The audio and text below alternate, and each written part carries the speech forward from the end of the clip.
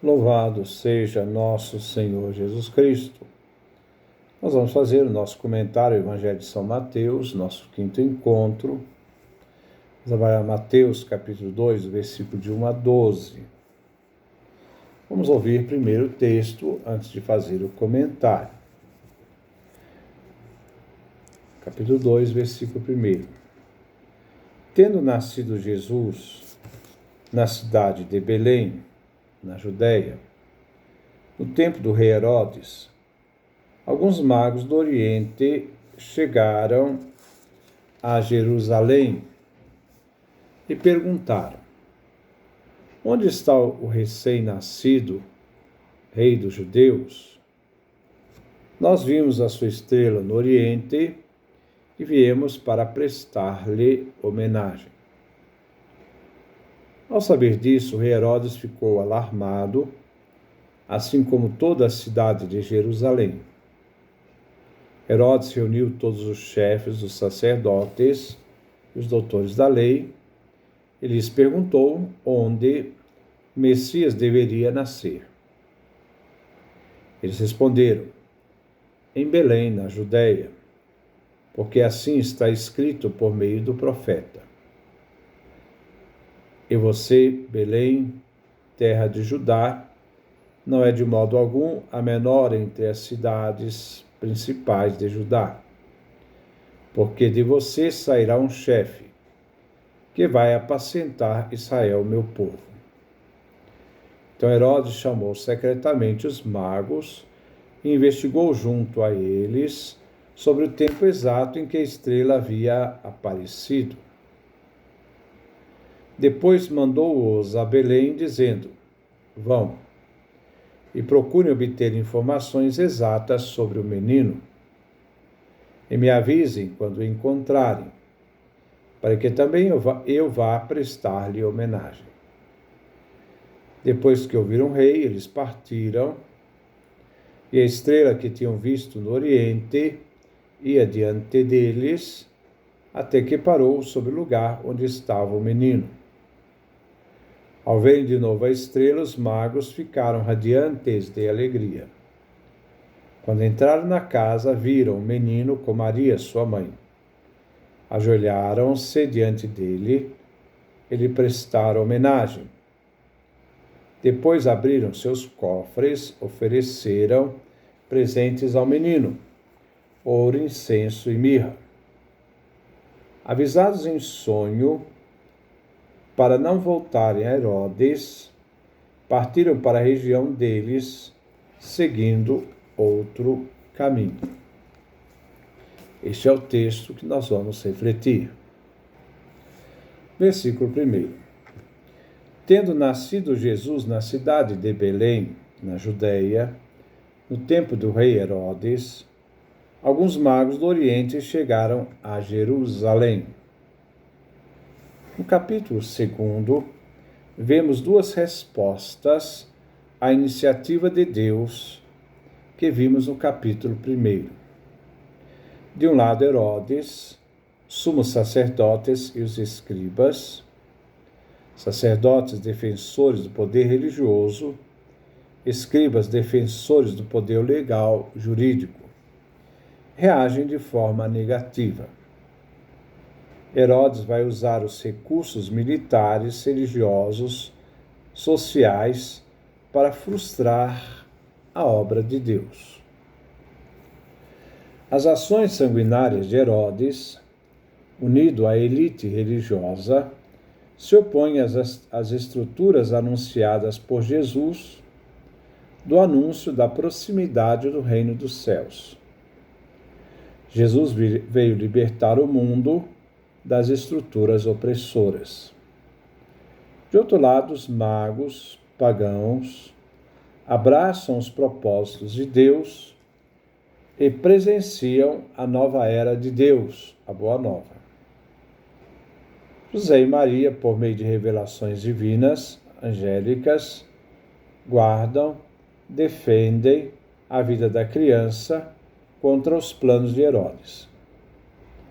Vemos neste versículo uma localização geográfica.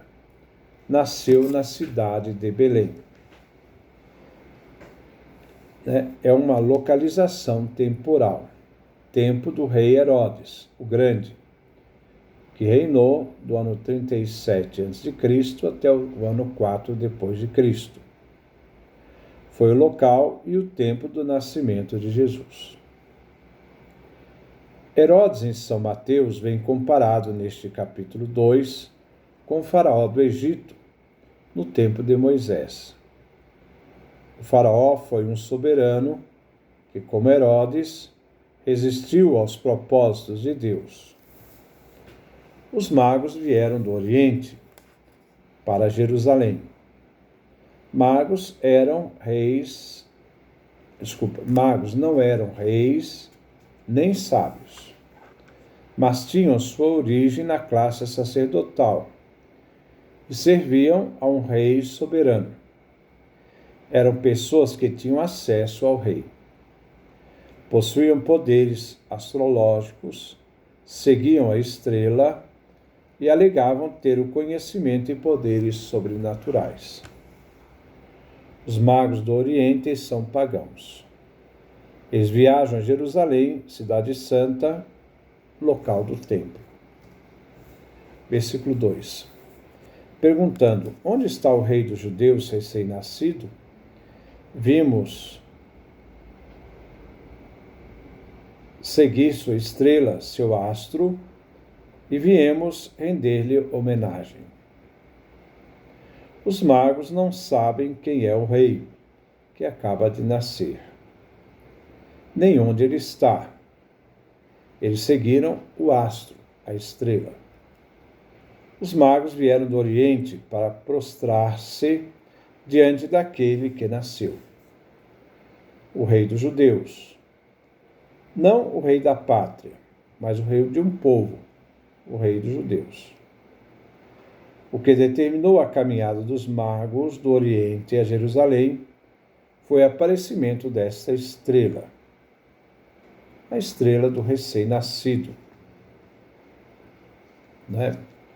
No Oriente havia uma estreita relação, uma ligação entre o curso dos astros e o destino dos homens. O aparecimento da estrela não é um fato natural, mas um sinal. Deus elegeu para si não apenas um povo libertando do Egito, mas elegeu uma cidade santa, Jerusalém, e também o Monte Santo, templo para habitar. Israel espera para os dias da salvação não apenas a chegada do Messias, a restauração do reino davídico, e que todos os povos sejam abençoados por meio de Israel. É de Sião que sairá a luz que se deve adorar, prostrar. Jesus não vem de Jerusalém, mas de uma cidade pequena, a cidade de Davi, Belém. Versículo 3. Ao ver isso, o rei Herodes começou a tremer, ficou alarmado, e toda Jerusalém com ele. Herodes teme diante do que os magos lhe diz. Os magos e a estrela são perigosos. Desafiam a estabilidade política diante do anúncio de um rei, o outro rei, um rival. Treme ele e toda a cidade santa de Jerusalém.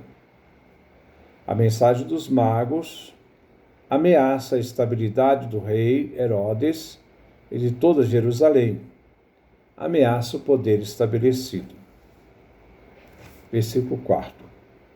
Então, reunidos todos os sumos sacerdotes e doutores do povo, escribas, perguntou-lhes onde deveria nascer o Messias. Herodes recorre aos sumos sacerdotes e escribas, doutores do povo, que lhe dará a resposta oficial. Herodes desconhece, pois ele é estrangeiro, amigo dos romanos. Este grupo dos sumos sacerdotes e escribas, este grupo será nefasto em todo o evangelho. Este grupo com os romanos farão uma união para matar Jesus. Todos os sumos sacerdotes é uma expressão incomum, já que existia só um sacerdote para cada ano. Mas todos os sumos sacerdotes quer significar os líderes religiosos de Jerusalém. Os membros das famílias sacerdotais. Evoca então aqui uma elite sacerdotal.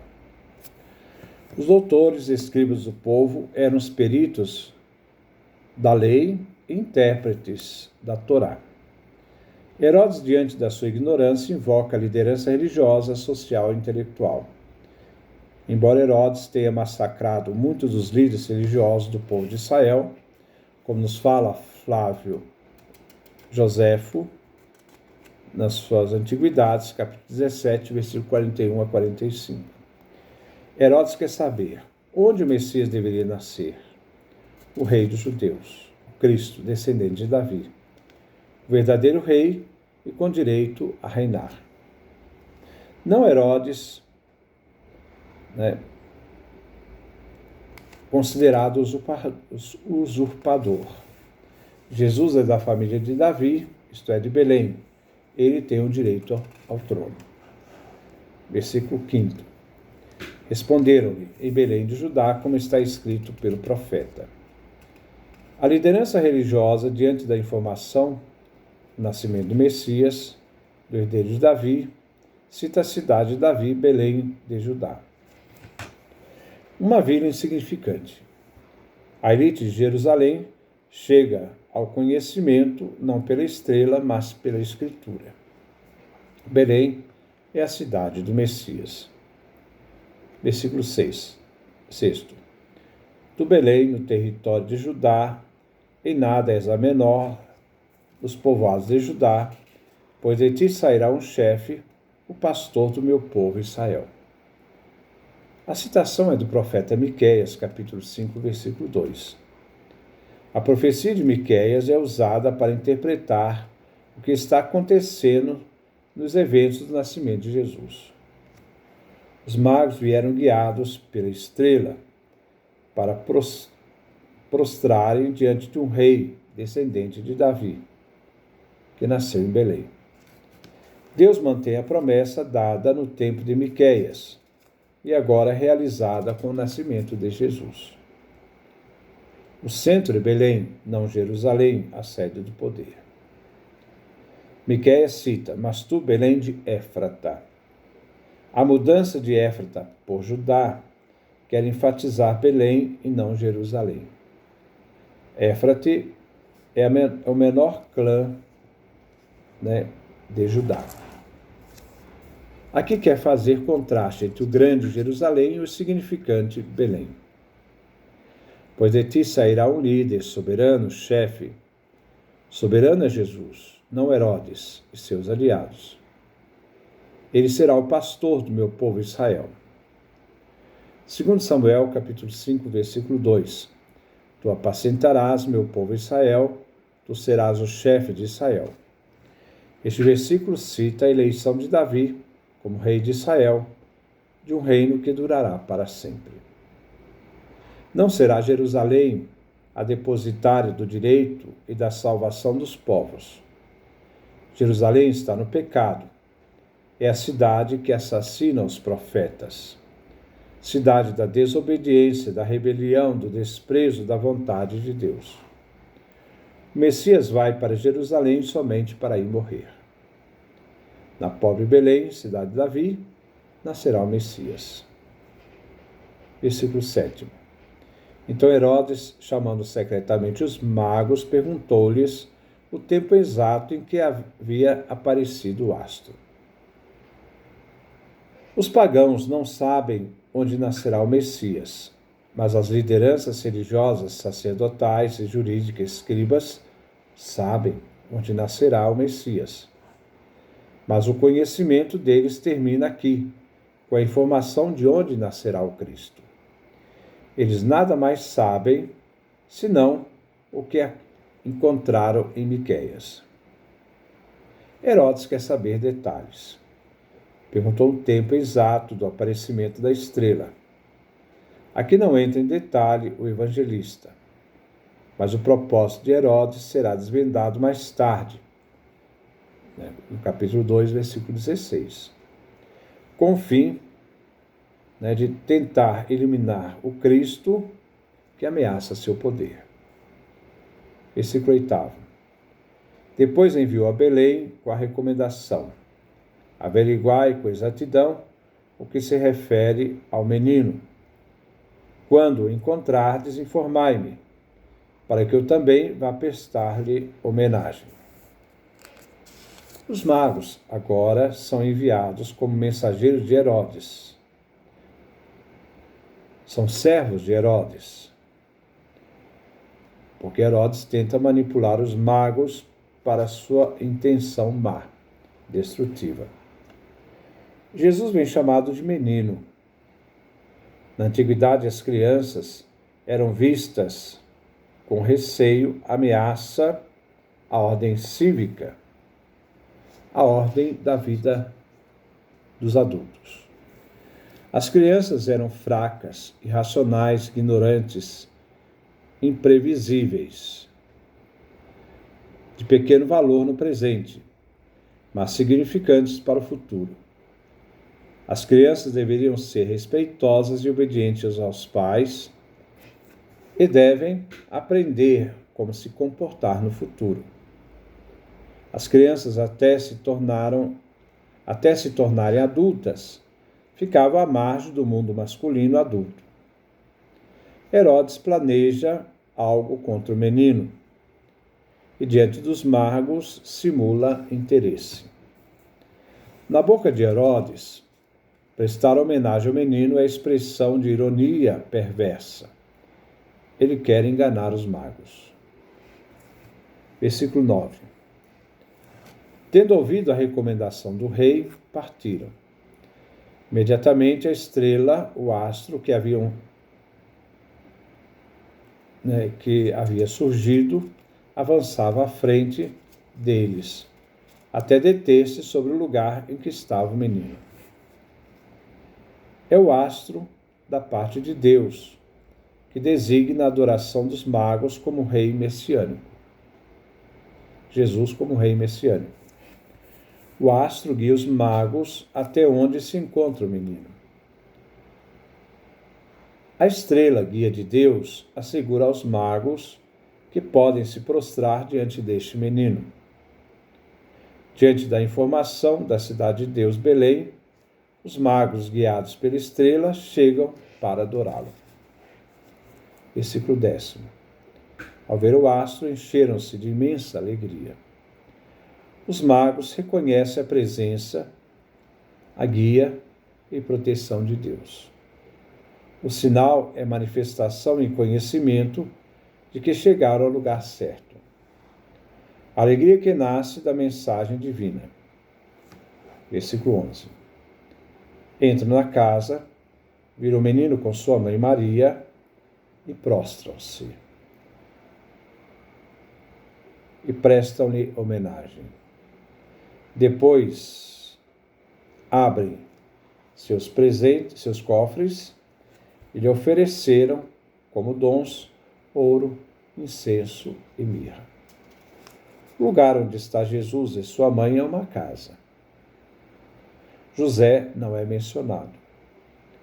Reis como Herodes, que têm muito a perder, não se aproximam para adorar Jesus ou acolher a intervenção de Deus.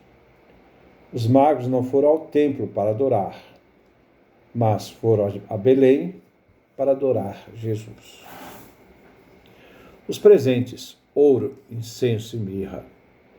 A tradição viu o ouro indicando a realeza de Jesus, o incenso sua divindade, a mirra sua humanidade e morte. Podemos ver os presentes significando outras realidades. Os magos dão seus tesouros a Jesus. Eles oferecem o que eles têm. O incenso e mirra são riquezas e perfumes tradicionais da Arábia. Oferenda das nações com o ouro que são oferecidos ao rei Messias. Os magos realizam os propósitos de Deus e por isso vêm adorar o Messias que nasceu. Versículo 12. Em seguida, avisados por um sonho que não voltasse à casa de Herodes, regressaram para sua terra por outro caminho. Aqui começa a delinear os planos de Herodes. Ele vai querer frustrar os propósitos de Deus. Deus age por meio de um sonho, e os magos voltam para suas terras por outro caminho. Os magos são homens célebres para interpretar sonhos e obedecem à advertência que tiveram no sonho. Assim, nestes versículos 2, 1, 12, encontramos algumas pistas importantes para entendermos a ação de Deus na história. Primeiro, Deus é aquele que intervém na história humana. Está a caminho o novo Gênesis, a nova criação. Segundo, é o mundo de Deus e não o mundo do império que, se opondo a Deus, acha que tem o poder nas mãos. Terceiro, a adoração dos pagãos, a hostilidade de Herodes e os líderes religiosos, indiferentes e impassíveis, são atitudes opostas, totalmente opostas. 4. Deus age em favor tanto dos judeus quanto dos pagãos, os magos. 5. As autoridades religiosas, que deveriam se interessar, são indiferentes. Os magos que vêm do Oriente entendem os sinais e vão ao encontro do Cristo. Herodes, ameaçado, sente necessidade de eliminar aquele que coloca em risco seu poder real. Ele que tem um poder que foi usurpado, não é o poder de direito, porque ele recebeu o poder dos romanos. E não tem por direito o poder de ser o rei dos judeus. Então esse é o texto que nós refletimos nesse Evangelho de São Mateus, capítulo 2, versículo 1 a 12. Que Deus nos dê a sua graça, a sua bênção, a sua face resplandeça sobre nós.